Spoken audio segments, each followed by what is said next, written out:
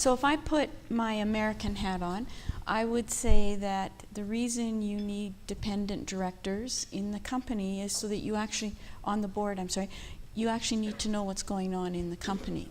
So as, and you've had some experiences with this, as the board chair, how do you know what's going on in the company? So how do you know things that are happening?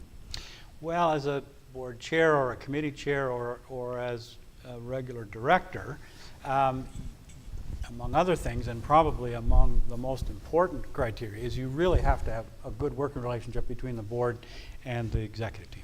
My experience has been that, you know, good boards are dependent on good management teams and vice versa.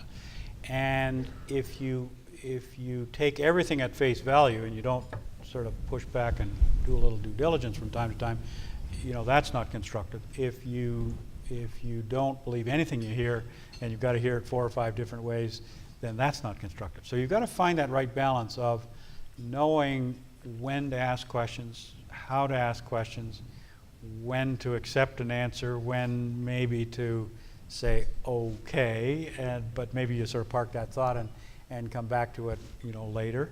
So there's some technique here in terms of how you get yourself comfortable that what you think is playing out is actually playing out. I think, you know, the reality is that as directors get more involved and more accountable, the level of due diligence is probably going up, not down.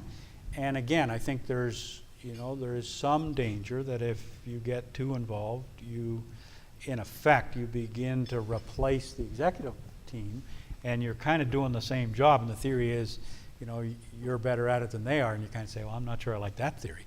On the other hand, if you are overseeing some of these things and doing a little bit of checking to make sure that what you think is happening is really happening, that's oversight.